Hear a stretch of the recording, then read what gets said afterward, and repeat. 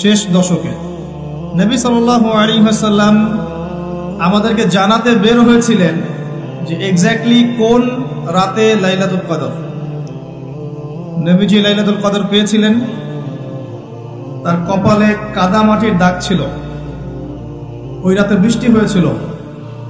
লাইলাতুল কদরের রাতে বৃষ্টি হতে পারে, এর একটা আলামত। তিনি বলতে বের হয়েছেন সাহাবীদেরকে যে কবে লাইলাতুল কদর। পথিমধ্যে দেখলেন দুইজন মুসলিম আপসে ঝগড়া করছে। কি করছে? যেটা আমরা সচরাচর পড়ি আর কি। দুইজন মুসলিম আপসে ঝগড়া করছে। নবী সাল্লাল্লাহু আলাইহি ওয়াসাল্লাম বললেন যে আমি লাইলাতুল কদর জানানোর জন্যই এসেছিলাম, কিন্তু মুসলিমদের আপসের ঝগড়ার কারণে এই জ্ঞানটাকে আমার থেকে ভুলিয়ে দেওয়া হয়েছে। এই ভুলিয়ে দেওয়ার মধ্যেই কল্যাণ ছিল। নবী সাল্লাল্লাহু আলাইহি ওয়াসাল্লাম বললেন, তোমরা লাইলাতুল কদর রমাদানের শেষ দশকে তালাশ করবে, শেষ দশকের বিজোড় রাতে তালাশ করবে, অর্থাৎ 21, 25, 23, 27 এবং 29 এই 5টা রাতে তোমরা লাইলাতুল কদর তালাশ করবে। ইনশাআল্লাহ এর মধ্যে একটা রাত লাইলাতুল কদর হবে। এই রাত যে পেয়ে যাবে, 1000 মাস ইবাদত করলে যে নেকি হয়, এই এক রাত ইবাদত করলে সেই নেকি হবে ইনশাআল্লাহ। লাইলাতুল কদরি খায়রুম মিন আলফি শাহর। এবং এই রাতে কি হয়? তানাজ্জালুল মালায়েকাতু ওয়া রূহু ফিহা বিইذনি রাব্বিহিম মিন কুল্লি আমর। এই রাতে ফেরেশতা মণ্ডলী আসমান থেকে নেমে আসেন পৃথিবীতে, এবং তাদের সর্দার হচ্ছেন জিবরাইল আলাইহিস সালাম। কি নিয়ে নেমে আসেন? প্রত্যেকটা বিষয়ের ফয়সালা নিয়ে। অর্থাৎ এই এক বছর কি হবে আপনার সাথে, এটা লাইলাতুল কদরের মধ্যে ফিক্স করা হয়। মানুষের তাকদীর 3 দফায় লেখা হয়। কয় দফায়? প্রথম দফা হচ্ছে আসমান এবং জমিন সৃষ্টি করার 50,000 বছর আগেই আমাদের তাকদীর লেখা হয়ে গেছে। আসমান জমিন সৃষ্টি করার 50,000 বছর আগেই আপনার আমার তাকদীর লেখা হয়ে গেছে। এরপর মায়ের গর্ভে যখন সন্তানের রূহটা আসে, 4 মাস 10 দিন বয়স বাচ্চা, তখন আল্লাহর পক্ষ থেকে একজন ফেরেশতা আসেন, রূহ নিয়ে আসেন। রূহটা কি? রূহ মানে কি? সায়েন্সকে জিজ্ঞাসা করেন রূহ মানে কি, বলতে পারবে? ওয়ায়াসআলুনাকা আনির রূহ, তারা তোমাকে রূহ সম্পর্কে জিজ্ঞাসা করে।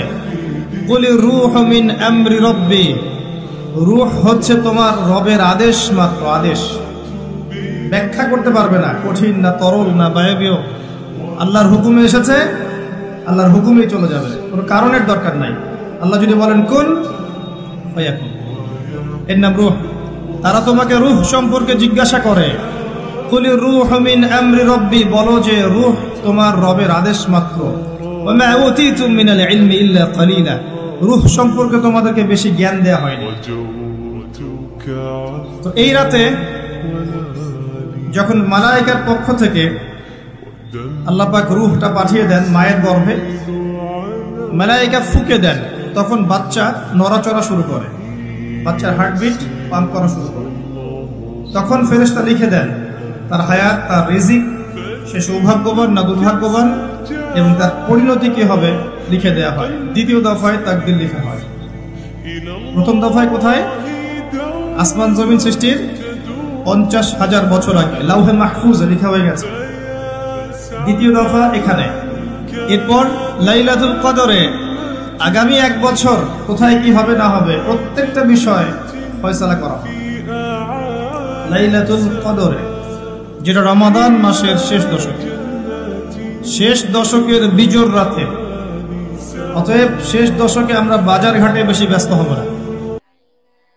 লাইলাতুল কদর বা শবে কদর, এটা সারা পৃথিবীর সব অঞ্চলে একযোগে একসঙ্গে একটা রাতেই হয়, নাকি এক এক অঞ্চলে মানুষের লাইলাতুল কদর এক এক রাতে হয়ে থাকে? এ বিষয়ে আমরা অনেককেই প্রশ্ন করতে দেখেছি। মূলত রমজানের শেষ দশকের বেজোড় রাতগুলোতে লাইলাতুল কদর হওয়ার সম্ভাবনা বেশি থাকে, আর শেষ দশকের যে কোনো রাতেও লাইলাতুল কদর হতে পারে, এটি বিভিন্ন হাদিস থেকে আমরা বুঝতে পারি। এর মধ্য থেকে 23, 27, 21 এই সমস্ত রাতের কথা যে সমস্ত বর্ণনা পাওয়া যায় সেগুলো দ্বারা ওই রাতেই প্রতি বছর নির্দিষ্ট করে লাইলাতুল কদর হয়ে থাকে এরকম চূড়ান্ত কোনো কিছু বোঝা যায় না। যার কারণে রাসূল করিম সাল্লাল্লাহু আলাইহি ওয়াসাল্লাম রমজানের শেষ দশকের প্রতিটি রাতে ইবাদতবন্দি করতেন এবং আমাদেরকেও সেজন্য তিনি উৎসাহ দিয়েছেন যাতে করে আমরা লাইলাতুল কদর পেতে পারি। এখন কথা হলো, সারা পৃথিবীতে একযোগে একটা রাতেই লাইলাতুল কদর হয় কিনা? এর উত্তর হলো হ্যাঁ। বেশিরভাগ বা প্রায় সকল স্কলারদের মত এরকমই যে সারা পৃথিবীতে একটি রাতেই লাইলাতুল কদর হয়ে থাকে এবং সে রাতটি নির্দিষ্ট। এই রাতেই সারা পৃথিবীতে লাইলাতুল কদর হবে। হ্যাঁ, সে রাতের গমন এবং আগমন সেটা কোনো অঞ্চলভেদে সেটা আগে এবং পরে হতে পারে। যেমন কথার কথা, আজকের যে রাতটি এখন আমরা যে রাতে রয়েছি, এই রাতটি পাক ভারত মহাদেশের মানুষের জন্য বেজোড় একটি রাত, 23তম রাত কথার কথা। এই 23তম রাতে যদি এবছর লাইলাতুল কদর হিসাবে আল্লাহ সুবহানাহু ওয়া তাআলা রাতকে নির্ধারণ করে থাকেন, তাহলে এই রাতটি পৃথিবীর প্রত্যেকটা অঞ্চলে তো ঘুরে ঘুরে আসবে 24 ঘন্টার ভিতরে। এই রাতটি যে অঞ্চলে যখন আসবে, সেটা আমাদের রাত শেষ হওয়ার কয়েক ঘন্টা পরে শুরু হোক অন্য কোনো অঞ্চলে, অথবা আমাদের রাত শুরু হওয়ার আগে কোনো অঞ্চলে শেষ হয়ে গেছে, এই রাতটি 24 ঘন্টার ভেতরে যে অঞ্চলে যখনই থাকবে তখনই লাইলাতুল কদর হবে। এবং ফেরেশতাদের আগমনের কথা বলা হয়েছে, যখন যেখানে রাত হবে সেখানে ফেরেশতাদের আগমন এর বিষয়টি ঘটবে।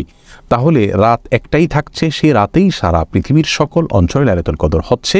তবে সেই রাতটি কোনো অঞ্চলে মানুষের জন্য হয়তো বেজোড় রাত হচ্ছে, অন্য অঞ্চলে মানুষের জন্য সেটি জোড় রাত হতে পারে। এটি হলো অনেক ওলামার ব্যাখ্যা। তার মধ্যে থেকে শেখ সুলাইমান আত-তুয়াইজিরি সহ সৌদি আরবের অনেক বড় বড় স্কলারগণ এরকম ব্যাখ্যা করেছেন। এর বাইরে কোনো ওলামা ইকরাম অবশ্য ভিন্ন কথা বলেছেন। তারা বলেছেন যে আল্লাহ সুবহানাহু ওয়া তাআলা কোনো একটি রাত কোনো বছরের জন্য চূড়ান্ত করেছেন। কথার কথা এবছর 25তম রজনীতে লাইলাতুল কদর হবে, বিজোড় রাত, 25তম রাত। সারা পৃথিবীতে যে দেশে যখন 25তম রজনী হবে সেই দেশে তখন লাইলাতুল কদর হবে, এরকম একটা ব্যাখ্যাও আছে। যদিও ম্যাক্সিমাম স্কলারদের মত হলো যে একযোগে একটি রাতেই লাইলাতুল কদর হবে। সেই রাতটি কোনো অঞ্চলে একটু আগে আসতে পারে, কোনো অঞ্চলে একটু পরে আসতে পারে, কিন্তু রাত সেটাই থাকবে। কারোর জন্য জোড় হতে পারে, কারোর জন্য বেজোড় হতে পারে, রাত সেটাই থাকবে এবং সেটা রমজানের শেষ দশকের মধ্যেই থাকবে। প্রিয় দর্শক, তাহলে আমরা পৃথিবীর যে প্রান্তেই বসবাস করি না কেন, আমাদের জন্য সবচেয়ে গুরুত্বপূর্ণ বিষয় হলো রমাদানের শেষ দশকের প্রতিটি রাতে ইবাদতবন্দি করা, বেজোড় রাতগুলোতে বেশি করে করার চেষ্টা করা। এর মধ্যে থেকে কোন রাতে লাইলাতুল কদর হবে আমরা কেউই জানি না। অতএব এক এক অঞ্চলে এক এক রাতে হচ্ছে নাকি একই রাতে হচ্ছে, এই বিষয়ে জানা আমাদের জন্য যতটা গুরুত্বপূর্ণ, এর চাইতে অনেক বেশি গুরুত্বপূর্ণ হলো আমি যেখানে অবস্থান করছি সেখানে রমজানের শেষ দশকের প্রতিটা রাতে ইবাদতবন্দি করার চেষ্টা করা।